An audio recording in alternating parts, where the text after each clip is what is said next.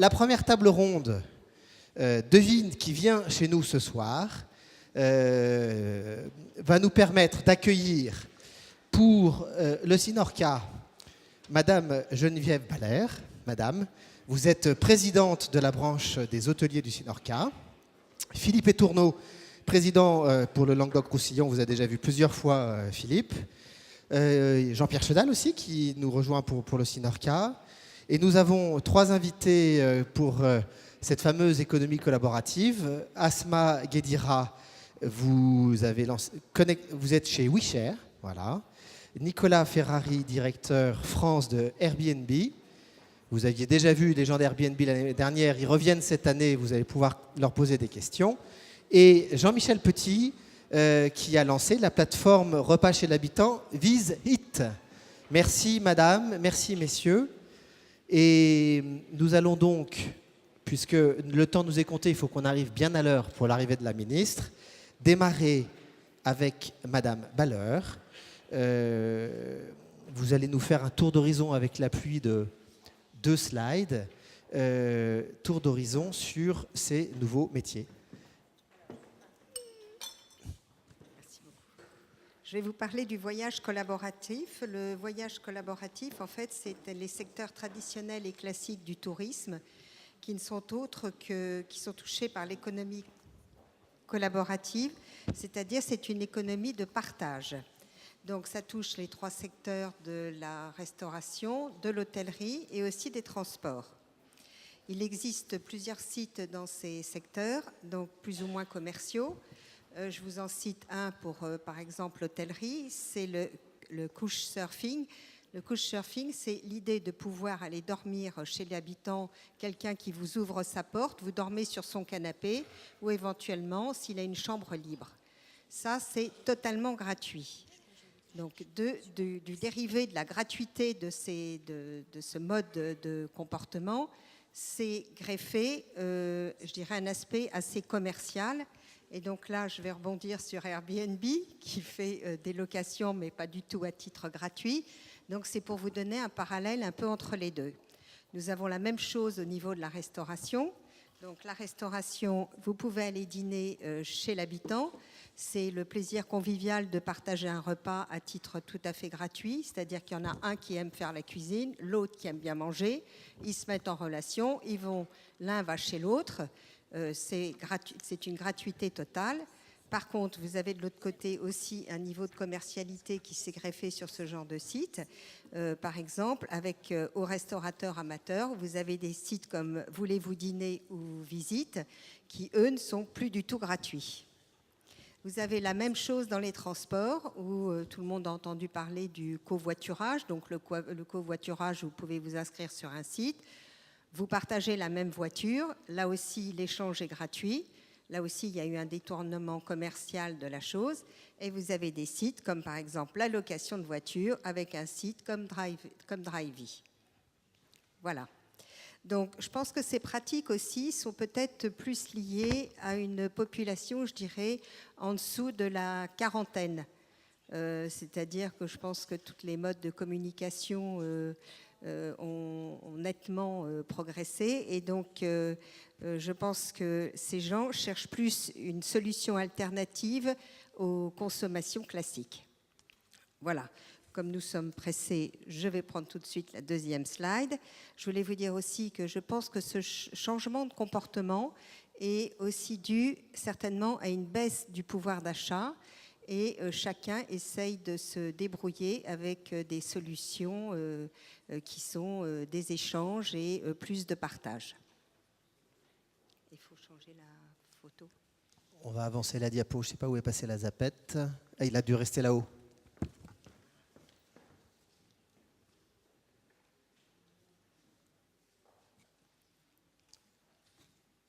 Non, voilà, c'est la 2e. Voilà. Merci. Alors, à l'hébergement qui touchait, donc, comme je vous ai dit, l'hôtellerie, les transports et la restauration, tout ça, c'est greffé, c'est toute une niche. Et en fait, on voit qu'il y a plein de champs d'activité qui se sont greffés là-dessus. Donc, on voit les locations maintenant de camping-cars, d'espaces de camping, des locations de vélos, de ski, de bateaux entre particuliers. et même les visites guidées avec des résidents.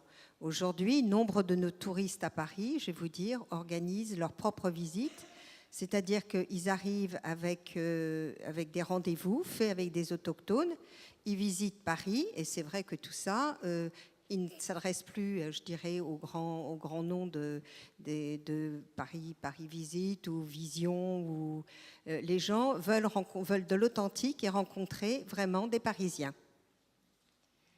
Donc, ces gratuités, ces prestations, je vais vous dire, sont largement aussi reprises par nos internautes, passent sur les sites et en fait donnent plein d'idées aux nouveaux touristes qui viennent sur Paris. Je ne sais pas si tout le monde a regardé la télévision en début de semaine, mais pour reprendre ce que je vous dis, sur le JT de la 2 à 20h en début de semaine, effectivement, il y avait l'émergence de l'économie collaborative. Donc on voyait une jeune femme qui voulait poser une étagère chez elle, qui n'avait pas de perceuse. On la voit se diriger vers son PC, chercher une adresse, et à 300 mètres de chez elle, elle a trouvé quelqu'un qui, effectivement, lui prêtait une perceuse. Donc on la voit partir, aller frapper toc-toc à la porte, voir une autre jeune femme qui lui a passé sa perceuse, elle a planté sa planche et elle est retournée chez elle pour lui rapporter la perceuse. Voilà ce qu'on appelle effectivement aujourd'hui le partage collaboratif qui est un véritable aujourd'hui, c'est nouveau quoi, dans notre métier. C'est une recette qui fonctionne bien. Ça fonctionne aussi dans la restauration, c'est-à-dire que c'est le plaisir de partager. C'est le plaisir d'être chez l'habitant et de vivre la vraie réalité des choses. Voilà, j'en ai terminé, je passe la parole. Merci Madame de nous avoir dressé ce panorama de la façon dont vous êtes en train, dans le métier de l'hôtellerie, d'appréhender cette question. On a voulu creuser sur un sujet en particulier avec Philippe Etourneau sur la location de meublés qui s'est beaucoup développée, notamment dans le sud de la France où vous êtes installé, donc vous connaissez bien ce sujet. Progression exponentielle. Du coup, quelles difficultés vous rencontrez dans ce contexte? Et puis on donnera ensuite la parole à nos invités. Ce qu'on nous a demandé dans cette première table ronde, c'est de dresser un état des lieux, les aspects réglementaires et qu'est-ce qu'on peut faire pour répondre à cela. Ce seront dans les C'est la deuxième table ronde, mais je pense qu'on va faire à la suite la première et la deuxième pour avoir une grande séquence avec la salle. Alors, je serais un peu moins gentil que Geneviève. Quand on nous dit le collaboratif, on s'aime bien, on se reçoit, on est entre particuliers, il faut bien voir qu'aujourd'hui, on en est très loin. On en est très loin, on a des acteurs qui ont constitué une véritable économie parallèle, organisée, qui s'attaque aujourd'hui au voyage d'affaires. Airbnb, pour ne pas le citer, l'a déclaré et a une page consacrée au business travel sur son site. Il est question d'aider les voyageurs d'affaires à rechercher et réserver des logements et gérer plus facilement leurs notes de frais, avec un partenariat avec Concours, qui est un spécialiste de logiciels de notes de frais pour le voyage d'affaires. On n'est ni dans les particuliers du côté des loueurs, puisqu'on va voir qu'il y a des loueurs qui louent X meublés, ni dans les particuliers du côté des clients qui sont hébergés. Alors, sur ce qui est des chiffres, à proprement parler, la façon dont est touché, impacté, j'avais commencé déjà l'an dernier un petit observatoire très, très artisanal, qu'aujourd'hui je ne peux plus mettre à jour, parce qu'aujourd'hui, il n'est plus possible de savoir par ville ou par pôle agglomération combien Airbnb propose d'offres d'hébergement sur une ville ou une agglomération. Mais j'ai pu encore relever les chiffres au 12 août 2014. Comparatif 13 mai 2013, 12 août 2014. À Paris, nous sommes passés de 18 497 offres d'hébergement à 35 181 offres d'hébergement. Progression, 90%. À Montpellier, nous sommes passés de 769 offres d'hébergement à 2810 offres d'hébergement. Progression, 265%. Lyon, 973 offres d'hébergement au 13 mai 2013. Au 13 août, nous étions à 2703 offres d'hébergement, progression 177%. Je pourrais continuer ainsi comme ça pour beaucoup de villes en France. Anecdote, j'avais au mois de mai un groupe qui vient régulièrement dans mon établissement, qui vient pour voyage d'affaires, qui avait réservé 6 chambres pour 3 nuits. Eh bien, ne voyant pas arriver la confirmation, nous les avons relancés, des clients habitués. Ils avaient finalement décidé de louer 2 appartements sur Airbnb pour 2 fois 3 collaborateurs parce qu'ils estimaient que ça leur revenait moins cher. Cet état des lieux, il a été fait ailleurs. Il a été fait à New York par l'Attorney General, l'équivalent du procureur de la République chez nous. Et quand on regarde l'état des lieux qui est fait sur Airbnb par l'Attorney General de New York, rappelons qu'à New York, la location inférieure à 30 jours est interdite. L'Attorney General a fait les constats suivants. Le chiffre d'affaires de Airbnb est multiplié par 2 chaque année. 500 millions de dollars en 5 ans. Il a atteint en 2014 en estimé 282 millions de dollars. On estime qu'à New York, il y a 72% des locations qui interviennent en infraction avec les lois et règlements de la ville de New York. Non-respect de la durée, des bâtiments non résidentiels qui ne devraient pas être loués. On estime que les taxes non payées à la ville de New York sont de l'ordre de 33 millions de dollars. 38% des revenus sont générés par des nuitées louées plus de 185 jours, c'est-à-dire que ce sont autant de logements qui sont sortis du marché locatif. On est totalement dans ce que vit Paris aujourd'hui et dans ce que vivent d'autres grandes villes, comme Montpellier par exemple. Et puis on a des chiffres intéressants sur le top des users. C'est-à-dire qu'on a 6% des hébergeurs qui réalisent 37% du chiffre d'affaires, 36% des réservations. Comment parler de réservation de particulier à particulier? Le premier hébergeur à New York réalise avec 272 unités, réalise 3024 réservations, a booké 29 234 nuitées pour un revenu total de 6 833 000 dollars. Je n'irai pas plus loin, les chiffres sont tous comme ceci, et c'est ce qui nous attend, c'est ce que nous vivons déjà pour beaucoup d'entre nous, et c'est ce qui nous attend demain. Donc on comprend à vous écouter, Madame la Présidente, Monsieur le Président Languedoc-Roussillon. Je ne sais pas si Jean-Pierre Chedal veut en rajouter une couche pour l'Île-de-France. Alors moi je vais rajouter une couche, mais qui serait une couche un peu littéraire.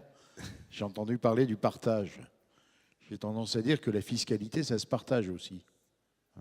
L'investissement, ça se partage. On est dans un pays où on a institué le principe de précaution. Les bonnes pratiques, ça se partage.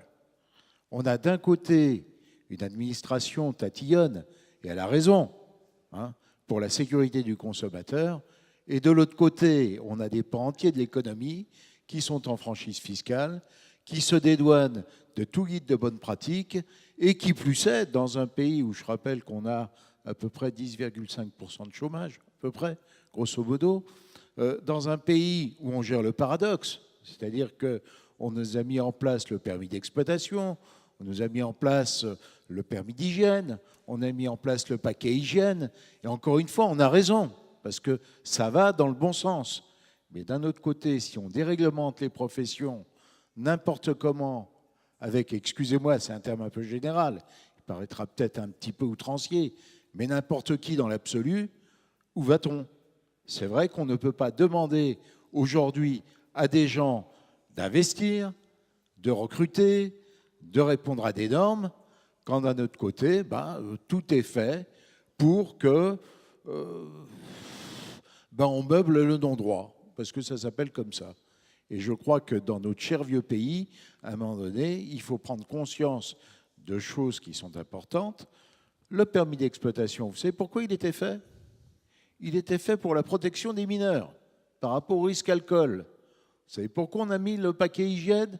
On a mis le paquet hygiène toujours dans le cadre du principe de précaution. On nous parle des lois européennes sur la lutte contre les allergènes. On nous parle du label sur les restaurateurs.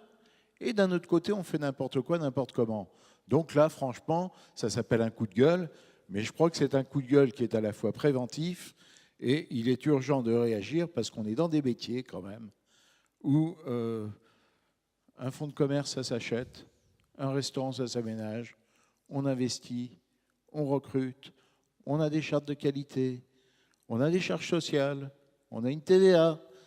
Et tout ça, bien évidemment, dans des professions qui sont réglementées dans le bon sens du terme. Et qui plus est, aujourd'hui, effectivement, tu as raison, on parle de l'accessibilité, il y a des commissions sur l'accessibilité. Donc je dis qu'aujourd'hui, le côté collaboratif, le côté bisounours, c'est pas suffisant. On ne peut pas s'en contenter. Soit on rentre dans une transparence des normes et méthodes, de guides de bonne pratique, sinon ça s'appelle de la distorsion de concurrence. Voilà. Alors nous avons trois invités à vos côtés, Jean-Pierre, qui tous trois travaillent dans ces nouveaux métiers dits collaboratifs. Et avant de rentrer sur des sujets précis, donc Airbnb et EasyIt, je propose de donner la parole à Asma Guédira. Donc WeShare, c'est un média dédié à l'économie collaborative et au partage. Donc vous êtes une observatrice de tout ce qui se passe. Est-ce que vous partagez le constat alarmiste de nos amis hôteliers et restaurateurs? Est-ce que vous avez des choses à rajouter à ce constat avant qu'on aille du côté de Airbnb et EasyIt? Tout à fait. Je précise d'abord que WeShare est un collectif international fondé en 2011 qui fédère des acteurs publics, des organisations privées, des individus pour réfléchir et pour promouvoir une société collaborative. Alors historiquement, c'est vrai que tous ces sujets-là sont issus de la consommation collaborative, mais nous sommes là pour analyser en tant que think tank et groupe de réflexion un mouvement de fond, une lame de fond qui s'est installée à travers ces différentes pratiques qui sont visibles sur tous les pans de la société, pas uniquement la consommation. On voit qu'il y a certes un changement de paradigme, un changement d'usage au lieu de la possession, etc., mais sur les différents secteurs de l'économie et de la société. Donc nous, historiquement, chez WeShare, nous sommes pro-innovation. Enfin, nous avons toujours soutenu l'innovation européenne et cette posture est très importante. En revanche, il est clair que nous nous posons, nous aussi, la question de la régulation. Nous avons des groupes de réflexion là-dessus, nous accompagnons les territoires à ce sujet, nous avons un projet que nous développons qui s'appelle Cheritories, qui est un projet qui vise à développer une boîte à outils pour accompagner les territoires locaux, pour installer cette économie collaborative et pour accompagner ces émergences. Donc la vraie question, c'est oui, la régulation, on peut se la poser cette question, surtout quand des acteurs comme Airbnb ou d'autres, Uber ou Blablacar, tirent une croissance exponentielle d'un secteur et que d'autres secteurs traditionnels se sentent menacés. Mais tout l'enjeu est de dépasser ces oppositions et de construire ensemble le monde de demain. Comment les acteurs traditionnels peuvent s'inspirer des innovations qui existent dans le tourisme collaboratif pour tirer eux-mêmes leur épingle du jeu. Merci, vous pourrez réintervenir.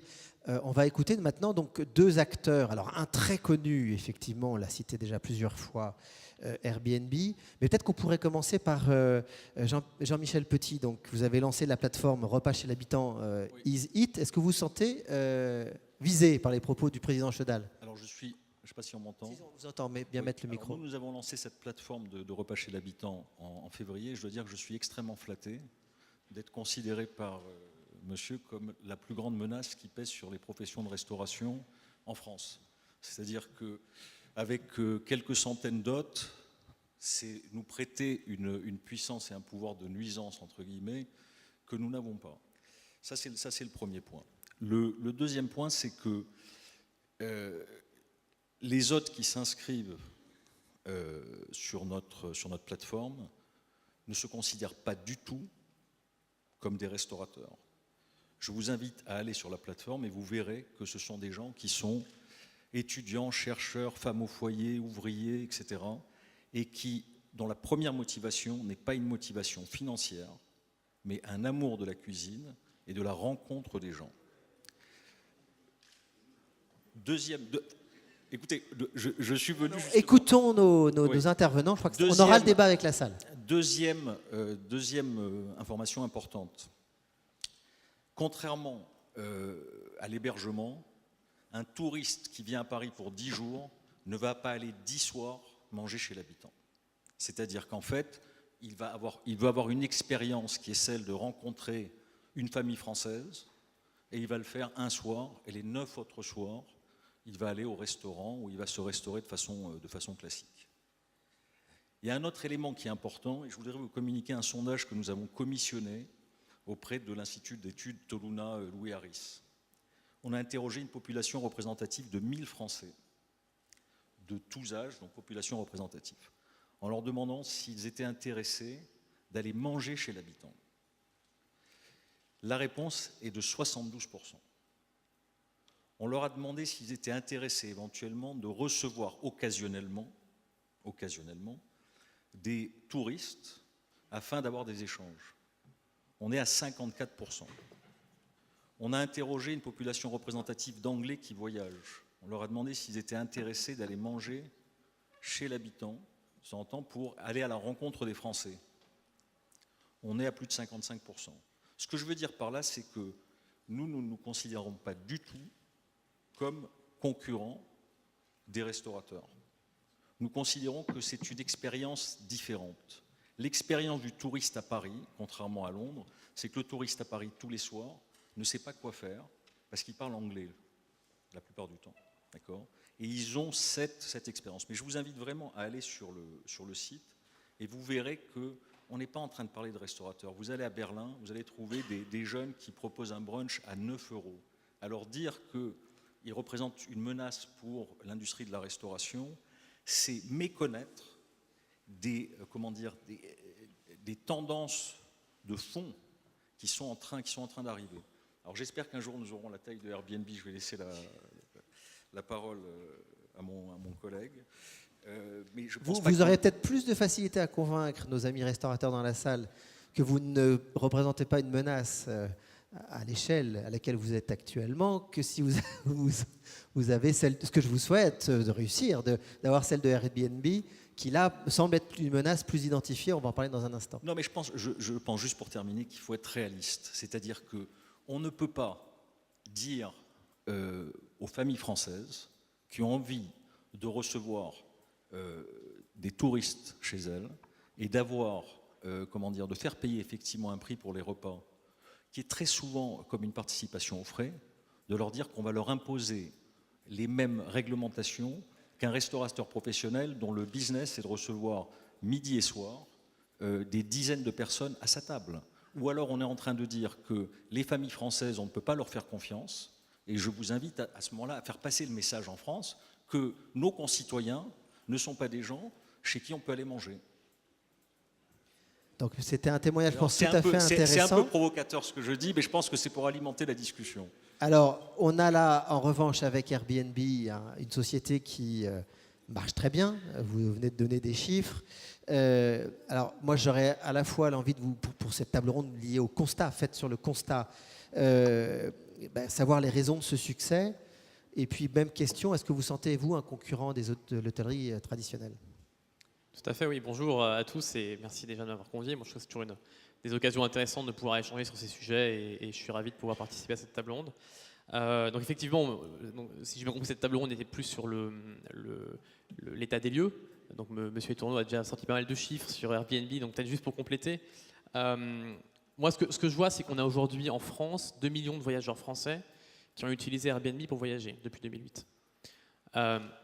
Donc concrètement, c'est une offre, un service qui répond à une évolution des mentalités, à une évolution des motivations touristiques. Et quelque part, ça couvre un manque, ça couvre un besoin qui jusqu'à présent n'était pas couvert. Et d'ailleurs, je remarque que Sébastien Bazin l'a même mentionné lui-même hier dans un article qui est paru dans la presse belge, où il expliquait lui-même qu'il trouvait que le groupe Accor devait comprendre l'évolution de ses mentalités, et que s'il y avait des groupes comme Airbnb ou autres qui, dans le secteur de la location entre particuliers, arrivaient à croître à cette vitesse-là, c'est qu'il y avait une évolution forte des consommateurs et qu'il fallait mieux la comprendre. Donc ça, c'est le premier élément que je peux rajouter en termes de constat. Et donc pour répondre à votre question sur les motivations, je pense qu'elles sont multiples. Les motivations, c'est le fait de pouvoir trouver sur un site comme Airbnb un vaste choix à tous les prix. Donc quel que soit votre budget, finalement, vous pouvez trouver une des 800 000 annonces qu'on a sur le site partout dans le monde. Ensuite, vous avez la motivation économique pour certains. Vous avez d'autres motivations du type, beaucoup de familles utilisent Airbnb par exemple. Donc vous avez la possibilité d'avoir accès à plus d'équipements, comme des chambres d'enfants par exemple, ou le fait de pouvoir faire à dîner chez vous dans l'appartement et donc de recréer cet environnement familial. Donc les familles recherchent ça. Et puis ensuite, vous avez cet aspect local, effectivement, où vous recherchez le fait de vivre cette expérience locale. Et c'est ça qui change fondamentalement dans les volontés et dans les motivations des voyageurs. C'est qu'avant, vous alliez une fois dans votre vie à New York ou une fois dans votre vie à Londres, et vous aviez un programme très serré pendant 4 jours, vous vouliez faire un maximum de musées. Aujourd'hui, vous y retournez plusieurs fois, et donc vos motivations évoluent, et vous avez cette envie de vivre comme un local. Et nous, on l'observe comme étant une motivation essentielle. Puis ensuite, je voudrais réagir sur une remarque que faisait monsieur Chédal, qui disait qu'il est urgent de réagir. Nous, notre positionnement, c'est vraiment de dire Airbnb a créé des pratiques nouvelles dans le milieu touristique. Quand vous créez des pratiques nouvelles, par définition, dans 99% des cas, les lois existantes ne sont pas adaptées. Elles ne sont pas adaptées à ce secteur-là. Donc, moi, ce que je trouve un petit peu dommage, c'est d'entendre toujours que, en gros, Airbnb est partisan et que les acteurs de l'économie collaborative, de façon générale, sont partisans du Far West, de l'absence de réglementation, etc. C'est absolument faux. Et déjà, c'est faux dans notre positionnement. Et puis surtout, ce que j'ai envie de dire, c'est que quand j'entends il est urgent de réagir, moi, je fais la différence entre des pays dans lesquels les lois qui sont utilisées sont des lois qui ne sont pas adaptées, où il n'y a pas d'efforts qui sont fondamentalement faits pour essayer d'améliorer les choses, et d'autres pays où on se saisit de la question et on essaie d'avancer.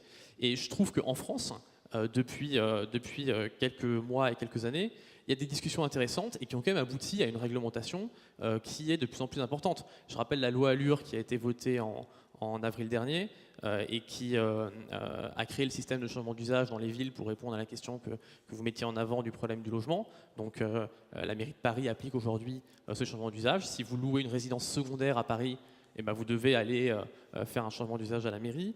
Sur la question fiscale, quand j'entends la fiscalité, que le logement entre particuliers, la location entre particuliers échappe à toute fiscalité, c'est totalement faux. Vous devez déclarer, quand vous êtes un particulier, dans votre impôt sur le revenu, tous les revenus que vous générez.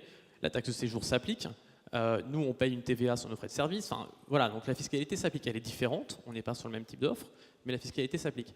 Sur le point de la taxe de séjour, qui est un point particulier qui est beaucoup discuté en ce moment, d'actualité exactement, on est tout à fait conscient qu'il y avait un problème de collecte. Le système de collecte de la taxe de séjour est fait pour les hôtels, il n'est pas fait pour la location entre particuliers.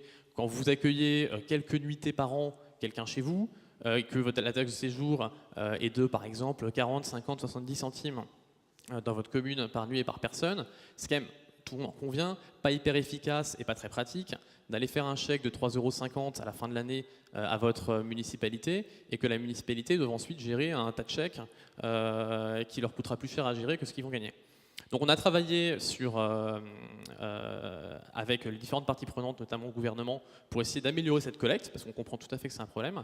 Et donc on a annoncé effectivement qu'on travaillait avec le gouvernement sur la possibilité pour les plateformes comme Airbnb de collecter la taxe de séjour. Mais encore une fois, ce n'est pas créer une nouvelle taxe, la fiscalité existe, c'est améliorer des systèmes existants pour les rendre plus adaptés à la location entre particuliers.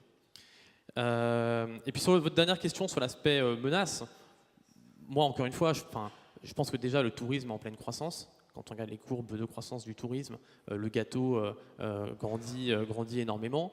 Et si je prends Paris, qui est notre plus grand marché, parce qu'effectivement, on a 30 000 annonces sur Paris, si je prends Paris, les taux d'occupation des hôtels et les prix moyens depuis 2008 n'ont pas baissé. Depuis 2008, qui est la date de création d'Airbnb.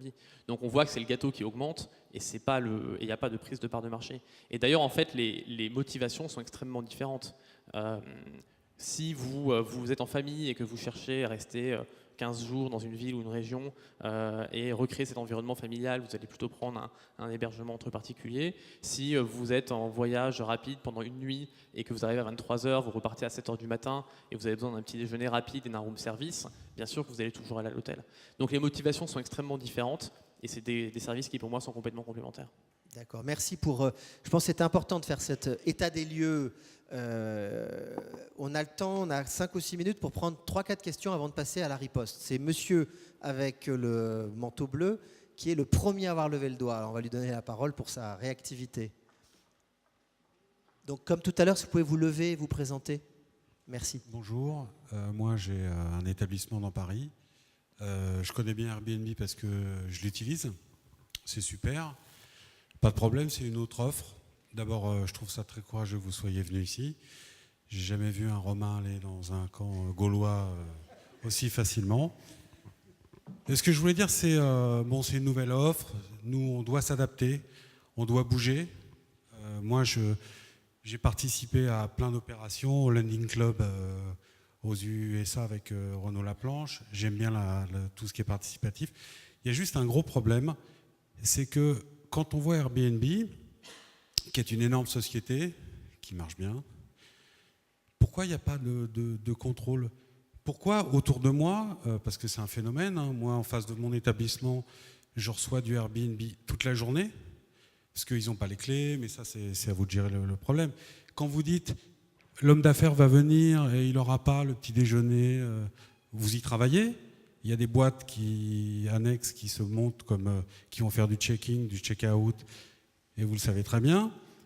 Moi, ce que je vois, c'est juste que tous les gens que je connais, les jeunes personnes autour de moi, que ça arrange bien d'arrondir leur fin de mois, et je suis très content pour eux, et ça se fait dans mon immeuble. Moi, je suis parisien, j'habite à Montmartre, c'est très bien. Sauf que la plupart du temps, ce ne sont pas les propriétaires. Ils sont locataires. Comment une boîte sérieuse, soi-disant sérieuse comme Airbnb, ou sérieuse, si vous allez nous le confirmer, peut se permettre de mettre des clients qui viennent du bout du monde dans l'illégalité, parce que les jeunes louent leur appartement sans en être propriétaires, et c'est la majorité des cas que je connaisse. Donc comment on peut faire preuve de sérieux il n'y a pas de questionnaire, comment vous gérez ça? Comment vous allez le gérer? Merci. Donc cette question très précise sur la sous-location. Enfin, si j'ai bien compris, sur les contrôles de façon générale, puisque sur la sous-location, c'est ça? De façon générale. Alors, nous, on a plusieurs systèmes de filtres. Hein. Il y a beaucoup d'annonces qui ne rentrent pas sur notre site pour plein de raisons. Et ensuite, sur l'aspect, par exemple, sur la sous-location. Alors, prenons cet exemple-là. Ce n'est pas interdit en France de sous-louer. Vous pouvez sous-louer sous certaines conditions. Une des conditions étant que vous devez avoir l'accord de votre propriétaire. Mais ce n'est pas interdit de sous-louer. Donc nous, on ne va pas de facto à chaque personne qui sous-loue lui dire ah ben non, vous n'avez pas le droit de venir sur notre site. Donc c'est un petit peu plus compliqué que ça. Et la relation qu'a ce locataire avec son propriétaire, finalement, ce n'est pas à nous de le vérifier. C'est à lui d'être en règle avec son propriétaire. Ensuite, sur les contrôles de façon générale, si on prend l'exemple de la loi Allure, donc il y a une loi qui est passée, à ma connaissance, la mairie de Paris fait des contrôles. Je crois que Yann Brossat sera dans la prochaine table ronde, si j'ai bien compris.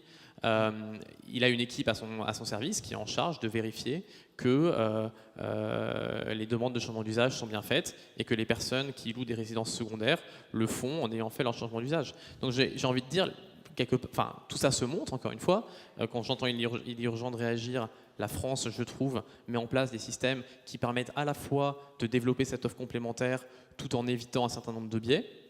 Et ensuite, il y a des mécanismes de contrôle qui sont mis en place. Donc, je trouve que ça va plutôt dans le bon sens. Vous vouliez réagir? Juste sur les régimes d'autorisation, qui d'ailleurs pour les villes de plus de 200 000 habitants existaient déjà avant la loi Allure. Quand j'en ai parlé à la ville de Montpellier, ils ne savaient même pas que le régime d'autorisation existait. Ils ne savaient même pas que les occupants, ceux qui louaient devaient demander une autorisation. Et ils n'en ont jamais délivré. Je ne suis pas à la mairie de Montpellier. Autre question, il y a monsieur avec une belle moustache et un monsieur avec des lunettes là. Bon, bonjour. Bonjour, parce qu'on vous a déjà Michel entendu. Napoli, restaurateur. Comme candide, je suis candide là. J'entends, je connais peut-être, mais finalement, je découvre parce que c'est nouveau. qu'est-ce qu'on fait? On condamne le nouveau ou on accepte le nouveau? Partager, c'est une belle chose. Le troc, ça existait. Le plaisir gratuit chez les uns et les autres, ça existait. Et puis, effectivement, le financier, la finance, l'investissement est arrivé et a changé les donnes. Et il ne faut pas qu'on se cache qu'à la fois, moi je suis finance, je suis investissement, je suis fiscalité, mais en même temps, et justement parce qu'en ce moment on parle de crise, je suis un peu fatigué de la finance, de la fiscalité et de l'investissement. Et je me dis pourquoi ne pas redevenir nature? On redevient ce qu'on était autrefois, mais bien évidemment c'est un retour en arrière. Ça on sait très bien que c'est un retour en arrière. Mais je pourrais parler encore longuement de ça. On peut aller par exemple à la naissance du premier Leclerc, qui élimine complètement tous les autres anciens commerçants. Monsieur, il dit pourquoi pas de contrôle? Mais tout simplement parce que, en définitive, monsieur, nous tous, nous sommes les anciens qui doivent être, d'une certaine façon, balayés, qui doivent disparaître et laisser la place aux nouveaux. Le jeu est cela, parce qu'on ne peut pas dire qu'on y va juste pour le partage gratuit, c'est bien une volonté profonde de création d'emplois, de création d'économie, parce qu'on est en crise, parce qu'il faut chercher. Et il ne faut pas être hypocrite, il faut se dire les choses telles qu'elles sont, chacun a raison, et tout le monde nous avons tort en situation de crise. Merci. Merci pour ce témoignage. Monsieur. Bonjour à tous. Dagno de la chaîne hôtelière Ascot, une grande chaîne qui n'a que 2 hôtels. Je voudrais dire simplement pour ces locations d'appartements qu'il y a un problème important qu'on connaît quasiment tous, car dans notre entourage, on connaît des personnes qui ont eu recours à ce fonctionnement, c'est que la plupart du temps, le premier contrat est très marqué par le légalisme, mais que des liens se nouent ensuite et qu'on revient dans les mêmes appartements et à ce moment-là, on passe à côté de toutes les sanctions fiscales et frais qui pourraient normalement être versés. Ça, c'est le premier point. Le deuxième point, pour parler de la novation des repas qui sont pris chez les particuliers, il n'y a pas beaucoup de novation parce qu'à Cuba, monsieur, depuis 40 ans, on fait ça et ça marche très bien. Et je pense que c'est une forme d'appauvrissement que d'avoir recours à ça. Et puis, un petit point de sémantique. Moi, je n'aime pas le mot manger pour la gastronomie, je préfère le déjeuner et le dîner. Merci. Alors, Cuba. Alors, à Cuba, vous savez que... Alors, je suis allé à Cuba, je ne sais pas si vous y êtes allé. À Cuba, ce sont des restaurants clandestins, d'accord? Enfin, semi-clandestins. Donc, ça n'a rien à voir avec le repas chez l'habitant. Vous arrivez dans ce type d'établissement. Non, monsieur, ça n'a rien de clandestin, c'est très réglementé. Oui, à mais Cuba. ce que je veux dire par là, c'est que ce ne sont pas des repas chez l'habitant. Vous arrivez, vous avez 3, 4, 5 Ce sont des tables. repas chez l'habitant. Oui, mais c'est quelque chose qui est au niveau organisé. Ça n'a rien à voir avec « je vous reçois à ma table ». Ça n'est pas la même chose. Ce sont des gens qui reçoivent matin, midi et soir des touristes. Donc ça n'est pas du tout la même chose. Ce n'est pas votre concept, en tout cas. Alors, ce que je vous propose, parce qu'on doit tenir les délais, et je vous ai promis qu'on... Alors, sur la fiscalité... Sur ce point, je suis... Vous aussi, d'ailleurs, vous perdez le client si la Exactement, personne... c'est pour ça que j'allais répondre que je suis tout à fait d'accord avec vous. Et non, mais juste un point, c'est-à-dire que la location entre particuliers existe depuis assez longtemps. Et bon, Airbnb a pas mal de visibilité dans la presse, donc c'est vrai que vous m'invitez moi, alors que vous auriez pu inviter Le Bon Coin ou Abritel, qui sont sur le marché depuis assez longtemps. Ce qu'apporte Airbnb, c'est justement un niveau 1 de sécurité et 2 de traçabilité qui sont largement supérieurs à ce qui se passait avant, où avant, finalement, vous aviez un numéro de téléphone sur un site ou dans un journal, et puis tout se passait de la main à la main. Vous envoyiez un contrat quand il y avait un contrat par la poste, et avec des clés, et puis un chèque, et puis voilà. Là, il y a quand même un niveau de traçabilité et de sécurité qui sont largement supérieurs grâce aux services qu'Airbnb propose sur son site, le fait que le paiement passe par chez nous, le fait qu'on ait un service client dédié, etc. Et donc effectivement, nous on encourage nos utilisateurs à passer systématiquement par le site. Dans le cadre du tourisme, le cas de figure où vous retournez 2 fois, 3 fois, 4 fois chez la même personne est quand même relativement limité, dans le sens où vous ne retournez pas tous les 3 mois au même endroit, et il faut en plus, même si vous retourniez régulièrement au même endroit, que la personne qui vous a hébergé une première fois soit encore disponible la deuxième fois. Donc ça limite quand même pas mal ces cas de figure-là.